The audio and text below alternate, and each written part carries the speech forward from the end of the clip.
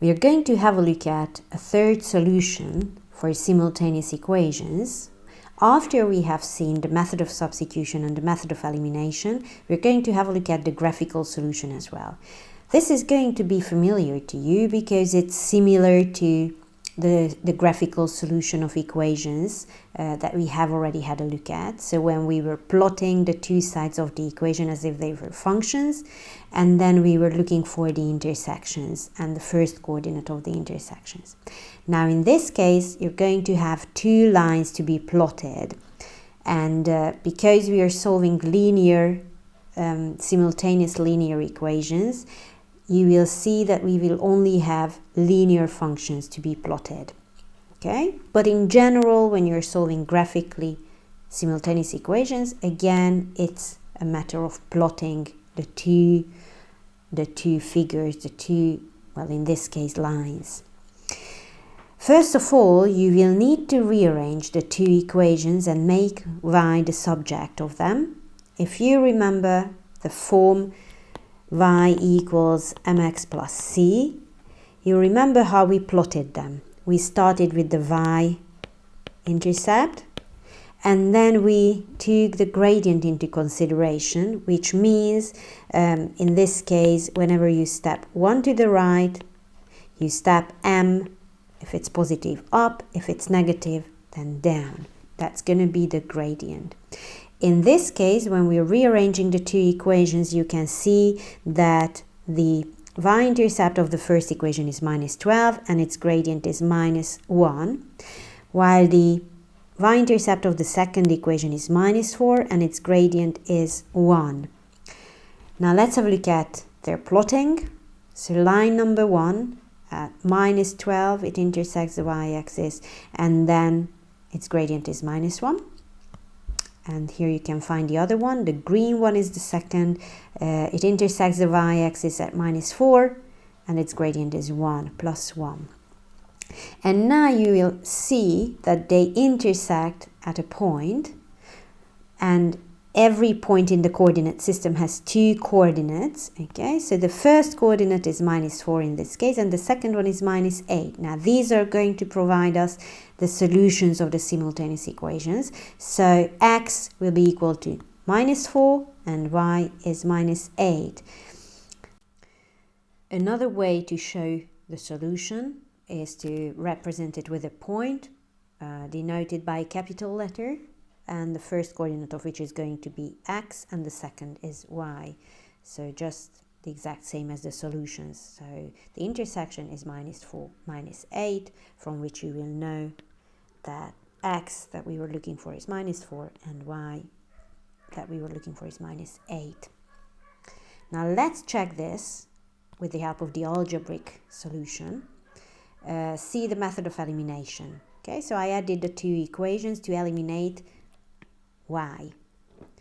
If we add the two equations, you get 2x, y is eliminated, and then on the right side you need to add minus 12 and 4, which is minus 8. Dividing by 2, you get that x equals minus 4, and then you substitute this back in one of the equations. I have chosen equation number 1. So in the place of x we have minus 4 plus y equals minus 12, and then y equals minus 8 if you add 4 to both sides. So you got the exact same solutions, so we have done the other one correctly, and you can see the connection. Now let's have a look at another example. Here we have a bit more difficult equations in which you can see that we have coefficients different from 1 or minus 1. So in this case, we have to again rearrange the equations so as to get y equals something, so make y the subject. In the case of the first equation, we are going to gain quarters.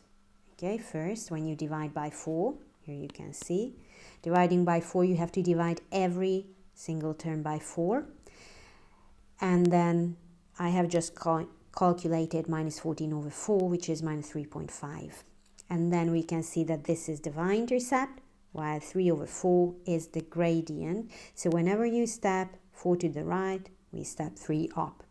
This is going to be the first line to be plotted. The second line, again, we have to rearrange it to make y the subject.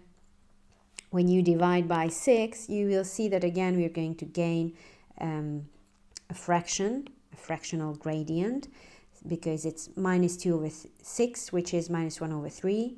And then you also need to divide plus 18. So don't forget to divide each term. And then y equals minus 1 over 3 times x plus 3 is going to be line number 2 to be plotted. Okay, so this is line number 1.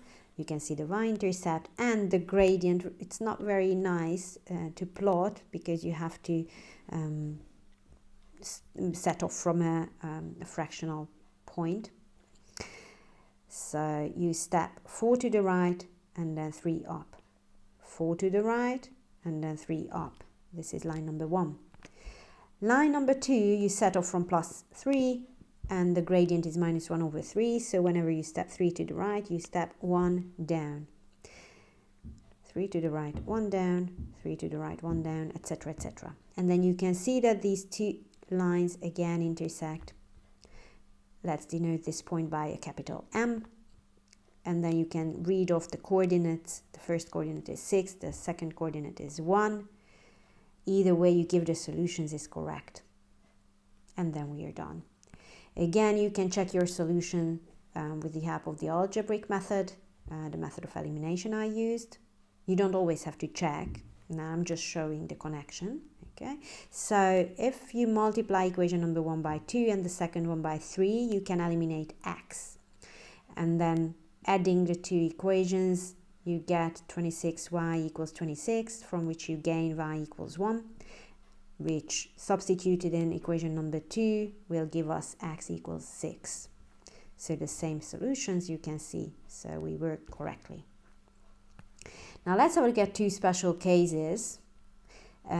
Example number 3 and example number 4. See why they are special. If you have a look at example number 3 and rearrange equation number 1, you will find that y equals, again we have a fractional coefficient, minus 2 over 5 times x plus 2. Everything divided by 5, even the plus 10. Equation number 2, if you make y the subject, you get again two fractions, minus 4 over 10 times x plus 15 over 10, simplifying which you get that the gradient is minus 2 over 5 again, just like in the case of equation number 1, while the y-intercept is different. So in the case of the first one it's plus 2, in the case of the second one is 1.5, plus 1.5. But the gradients are the same. Now if you remember, when the gradient of two lines the gradients of two lines are the same, then the two lines are parallel.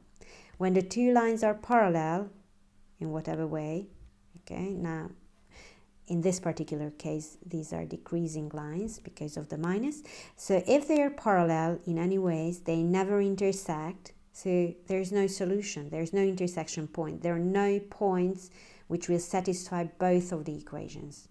So in this case, you will have to say that the lines are parallel, so there's no intersection, therefore there's no solution. That's why it's special. Now let's have a look at example number 4. If you have a look at these two equations,